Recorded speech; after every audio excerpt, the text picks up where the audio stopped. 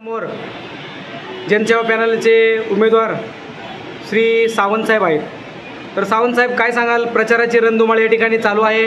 आपल्याला विमानचिन्ह मिळालेलं आहे आणि मुंबई आणि इतर मुंबईचे उपनगर आणि पठार भाग संगमेर अकोले या ठिकाणी आपले सर्व सहकारी मित्र परिवार हा चांगला प्रचंड असा प्रतिसाद या जनसेवा पॅनलला मिळत आहे। तर काय सांगाल आणि आपण आपल्या या यशो मंदिरच्या वाटचालीबद्दल आपण काय सांगाल साहेब इलेक्शनच्या संदर्भातील? प्रथमतः मी आपलं सगळ्यांचं स्वागत करतो। यशो मंदिरची ही निवडणूक बिनविरोध करण्यासाठी आमचे विद्यमान अध्यक्ष डॉक्टर संकेत जुगलवळे आणि आमचे सगळे सहकारी आम्ही खूप चांगल्या प्रकारे प्रयत्न केले आणि संस्थेचे 1 कोटी तसेच इतरांचे 1 कोटी असे 2 कोटी कसे वाचतील याचा पूर्ण विचार केला। त्याच्यासाठी आम्ही मीटिंग्स अरेंज केल्या, पण समोरच्या मंडळींनी त्याला काही प्रतिसाद दिला नाही आणि ही निवडणूक आमच्यावर लादली गेली। याच्यानंतर पुढील काळामध्ये साहेब आपले जे काय सहकारी आहेत किंवा जे काय पॅनलमधील उमेदवार आहेत त्यांच्या संदर्भात काय सांगाल? सर्व उच्च शिक्षित आहेत, परंतु त्यांच्या संदर्भात थोडंसं माहिती। आमच्या ज्या पॅनलमध्ये जर तुम्ही उमेदवार बघितले तर संस्थेचा कारभार हा 600 कोटी असून ही संस्था चालवण्यासाठी सुशिक्षित आणि सुसज्ज अशी मंडळी हवी आणि त्याच गोष्टींचा विचार करून आमच्या पॅनलमध्ये डॉक्टर संकेतजी उलवळे हे स्वतः डॉक्टर आहेत, आर्किटेक्ट चंद्रकांतजी उलवळे साहेब आहेत, ते स्वतः गोल्ड मेडलिस्ट आहेत जे स्कूल ऑफ आर्टचे। त्याचप्रमाणे दिलीप घोलप साहेब हे एक्झिक्युटिव्ह इंजिनियर महाराष्ट्र शासनामधून आत्ताच निवृत्त झाले आहेत। त्याचप्रमाणे सौ शारदा मॅडम असतील, ह्या समाजसेविका आहेत, सौ हुले मॅडम आहेत, ह्या स्वतः मुख्याध्यापिका आहेत। त्याचप्रमाणे आमच्याकडे भरत शेठ फापाळे साहेब आहेत, ज्यांना प्रदीर्घ असा सहकारातला आणि उद्योग या दोन्ही गोष्टींचा चांगला जाणगा अनुभव आहे।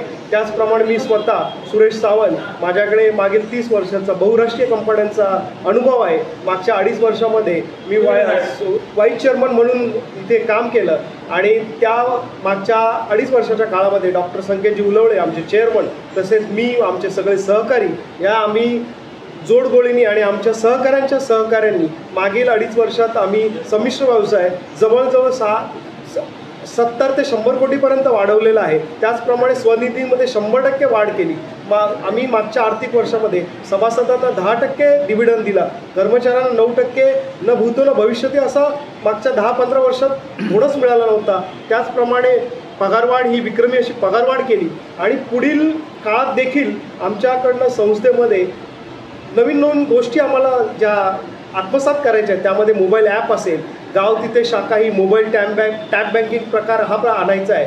पुन्हा मायक्रो फायनान्सच्या धर्तीवर आम्हाला छोटे आपले व्यापारी आहेत, छोटे लहान शेतकरी आहेत, यांनाही मायक्रो फायनान्सच्या धर्तीवर आम्हाला यशोदूत यांच्यामार्फे आम्हाला ही नवीन एक स्कीम राबवायची आहे। आणि साहेब नक्कीच तुमच्या ज्या पॅनलला आहे, तुमच्या पॅनलला चिन्ह सुद्धा चांगलं भेटलं आहे की जे विमान चिन्ह आहे आणि विमान चिन्हाचं लँडिंग आणि तुमचं काय होईल, कसं म्हणजे उड्डाण कसं केलं? हे विमान गेल्या पंचवार्षिकला देखील यांनी उंच भरारी घेतली होती आणि येत्या 6 फेब्रुवारीला आपलं 6 एप्रिलला सुद्धा आमच्याकडनं नक्कीच आमचं विमान हे उंच भरारी घेईल। आणि मी आपल्या मार्फत जे आव्हान करू इच्छितो, मुंबई उपनगर, नवी मुंबई, रायगड जिल्हा, त्याचप्रमाणे पुणे जिल्हा ग्रामीण, नगर जिल्हा ग्रामीण म्हणजे आपला पठार भाग असेल, संगमेर, अकोला, ब्राह्मणवाडा, ओतूर या तिथल्या शाखा आहेत, आळेफाटा असेल, चाकण असेल, आकुडे असेल, भोसरी असेल, येथील सगळ्या मतदारांना मी आव्हान करतो की येत्या 6 एप्रिलला तुम्ही विमान चिन्हाच्या समोर आपण आपलं अमूल्य मत नोंदवा आणि आमच्या पॅनलमधील 17 उमेदवारांना भरघोस मताने विजयी करा आणि आपल्या साथीने आम्हाला आपल्या विमानाची भरारी घ्यायची आहे। धन्यवाद।